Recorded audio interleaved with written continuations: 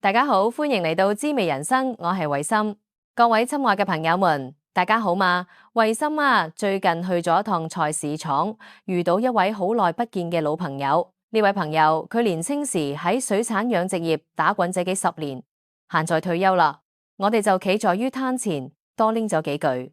本來只係想問問佢最近咩一個魚比較肥美，咩一個比較新鮮，沒想到呢一聊先至發現。唉，我哋平常食嘅東西學問可以真唔少。我哋平時買菜最怕嘅常食係東西唔新鮮，煮起嚟唔好食。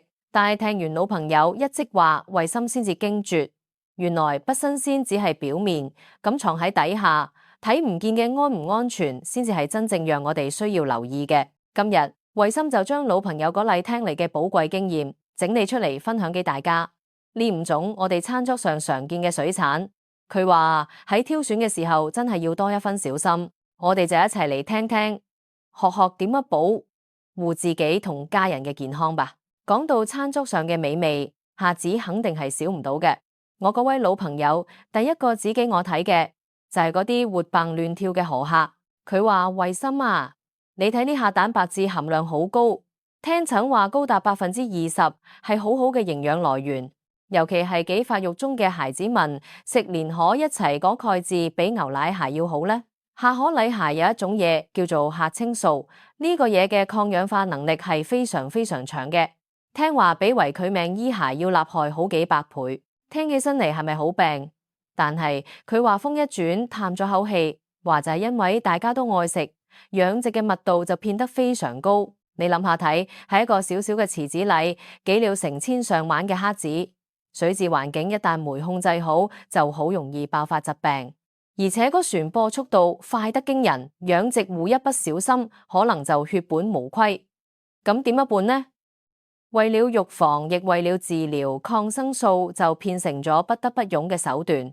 佢話好多時候都唔係等到蝦子生病咗先至用藥，而係喺成個養殖流程當中就固定喺投藥啦。呢個亦都導致咗河蝦嘅藥物殘留超標率一直都唔低，聽得我心裏一驚，緊緊問佢：咁我哋要點樣挑先至安全呢？佢笑住話：其實亦都唔使太緊張，只要多留心觀察就好。首先一定要買活嘅，健康嘅蝦子應該係活蹦亂跳，反應好靈敏嘅。第二，睇顏色，新鮮嘅蝦殼應該係青綠色，好有光澤嘅蝦頭，同身體要緊密連接。唔能鬆脫。如果蝦身片紅片暗，或者蝦頭有點發黑，咁好可能就係不新鮮，甚至係已經生病嘅蝦子，最好就唔好買啦。新鮮嘅蝦外表乾淨肉質，摸起嚟係緊實嘅。聽完呢啲，我正想住下次買下可得，睜大眼睛。老朋友又拉住我，指向咗旁邊一攤賣牛蛙嘅，佢話呢個問題咧可能更嚴重。牛蛙肉質飽滿有彈性，而且係低脂肪、低膽固醇、高蛋白質嘅食物。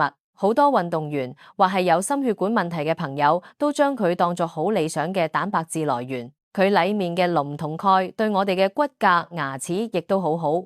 聽起嚟真係個完美嘅食材。但問題又嚟啦，牛蛙嘅養殖密度可以講係水產界嘅冠軍。密度一高，水質就容易變差，細菌性疾病就跟住嚟。從蝌蚪一路長到成蛙，幾乎可以講係離不開藥物。甚至喺運輸過程中，為咗降低死亡率，讓牛蛙保持活躍，有啲業者係為使用抗生素。牛蛙嘅皮膚為直接吸收呢啲藥物，食進去嘅飼料亦都可能有。呢個就造成咗嚴重嘅殘留問題。老朋友話：你去市場上隨便買到超標牛蛙嘅機率真係唔低。我問佢嗰處理好嘅冷凍嘅會唔會好一點？佢點點頭，又搖搖頭。佢話健康嘅活牛蛙，你睇佢嘅肌肉係飽滿嘅，都沒有異常腫脹，皮膚光滑有彈性，沒有傷口、白點或紅斑。如果你要買已經處理好嘅冰鮮牛蛙，咁信藥就好重要啦。最好係選擇有完整包裝、有品牌嘅大廠產品。因為呢啲產品通常都經過處理同檢測，風險會比你喺市場隨便買嘅低一啲。我嘅菜籃子裏本來係諗住要買條鱸魚返屋企清蒸，呢幾乎係家家戶戶都會做嘅一道菜。老朋友睇我盯住鱸魚，輕輕地提醒我：鱸魚雖然美味，但係挑選亦都要注意。鱸魚嘅營養價值好高，佢嘅肉質細膩，脂肪均勻地分布喺肌肉之間，形成長雪花一樣嘅紋理，所以食起嚟特別滑嫩。而且鱸魚富含不飽同脂肪酸，似係 DHA 同 EPA， 對我哋嘅大腦同視力都好有幫助。加上佢嘅肉質纖維比較短，好容易消化吸收。家裏有老人家、小朋友或係剛生病完需要補充營養嘅人，鱸魚湯一直都係首選。但係問題出喺鱸魚嘅生活習性，佢係屬於中下層嘅魚類，喜歡待喺水底，而水底正係各種飼料殘渣、排泄物、病菌同寄生蟲聚集嘅地方。喺高密度嘅養殖環境之下，為咗防止疾病，藥物嘅使用就變得好普遍。而且喺捕撈同運輸嘅過程中，魚的身體表面好容易受傷，一受傷就容易感染，所以有啲業者為使用藥物嚟 prevent 人感染，呢個亦都導致藥物殘留嘅風險增加。佢教我挑鱸魚嘅時候，第一要睇魚鱗係咪完整，有霉有緊貼住魚身，而且要有光澤。第二，睇魚嘅表面有霉有紅色出血嘅斑點，或者黏液異常增多。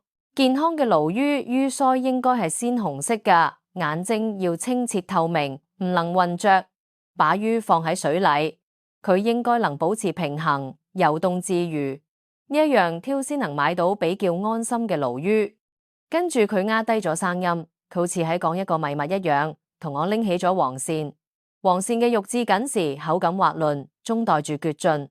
好多人就愛嗰個獨特嘅風味，而且佢嘅營養價值亦都好特別。鈣磷鐵嘅含量都好高，鐵質更係補血嘅好幫手，對缺鐵性貧血嘅朋友嚟講係好好嘅食療選擇。不過黃鱔嘅生活習性，讓佢天生就容易有寄生蟲嘅問題。喺養殖環境之下，呢個問題會更嚴重，而且惡劣嘅水質好容易導致黃鱔生病，抵抗力下降。養殖戶為了保住收成，常常需要大量使用抗生素。老朋友鞋特別提醒我，現喺市面上好多標榜野生嘅黃鱔，其實好多都只係仿野生嘅高密度養殖，用藥可能更輕。佢話你去買4次黃鱔，可能就有1次會遇到有問題嘅。咁點挑呢？健康嘅黃鱔活動力係好長嘅，你用手去揸佢時，佢會好有力咁掙扎，身體表面要有豐富嘅黏液，潤滑有光澤。如果佢嘅頭部總往下栽，尾巴係發紅，咁就代表唔健康啦。佢特別交代，千萬唔好買嗰個種已經殺好，切成一段一段嘅，因為我哋根本無從判斷佢喺活住嘅時候係咩狀態，而且切開後亦都更容易腐敗變質。最後佢指住水箱底層嘅泥鰍，表情變得最嚴肅。佢話：慧心啊，呢個先至係最需要小心㗎。泥鰍生命力好長，肉質細嫩，入口即化，好多人喜歡用佢嚟燉湯，味道非常鮮美。佢嘅蛋白質含量非常高，可以達到22%以上，脂肪含量又低，係富含一種叫做硒的微量元素，對保護肝臟、提高免疫力好有幫助。但問題亦淨係出喺佢嘅習性。泥鰍係底七雜食性嘅，喜歡鑽進泥土裏。你諗下，池塘底部嘅泥沉積咗所有未食完嘅飼料、魚嘅排泄物、藥物、重金屬，乜都有。泥鰍長期生活喺裏面，就好似一台吸塵器，透過皮膚呼吸同進食，不斷地將呢一啲有害物質累積在體內。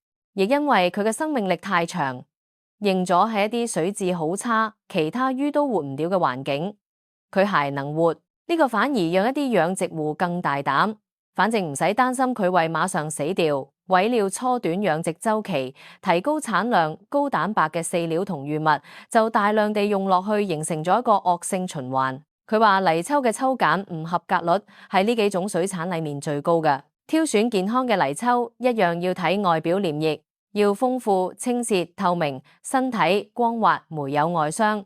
如果身體發紅，鰭有脫落，嗰就唔健康，用手去觸碰佢，反應要好迅速，為即刻游走。如果行動好遲緩，咁可能就有問題啦。聽完老朋友呢一番話，慧心真係上咗一堂寶貴嘅課，心裏沉甸甸嘅。其實講到底，呢啲問題好多都源自於高密度養殖。為了喺有限嘅空間裏養出最多嘅水產，就必須面對疾病嘅風險，亦都因此離不開藥物。呢啲褐子牛蛙生長週期大概就3到5個月，喺養殖密度高嘅地方，可能半個月、1個月就要投一次藥位嘅，就係保證出或者嘅時候，每一隻都係活蹦亂跳嘅。咁難道我哋就沒有辦法啦嗎？老朋友最後教咗我一個自保嘅小撇步，佢話泥鰍買返屋企之後唔好馬上煮，用一個乾淨嘅盤子將佢養喺清水裏，讓水龍頭開住最細嘅水流，就咁樣放個7到10日。呢段期間你會睇到佢哋胃吐出好多髒東西，呢個方法可以有效咁幫助佢哋排出體內一部分嘅藥物殘留。如果家裏有魚池或者比較大嘅魚缸，咁更好。佢話可以將買返嚟嘅活魚活蝦先喺家裏嘅乾淨水質中多養個半個月到1個月。動物嘅身體有自然嘅代謝機制，給佢一點時間，佢就能夠將體內一部分嘅抗生素給代謝掉。雖然麻煩咗點，但係為咗健康係值得嘅。今日同各位朋友分享呢啲唔係要讓大家驚怕，從此乜都唔敢食，而係希望我哋喺享受美味嘅同時，亦都能多一分智慧，學會點樣觀察，點樣挑選為自己同家人嘅健康多做一道把關。好啦，今日嘅滋味人生就到呢裏，希望呢啲小知識對你有幫助。如果你覺得今日嘅內容有用，亦歡迎你分享給身邊嘅親朋好友。我係慧心，我哋下次再見。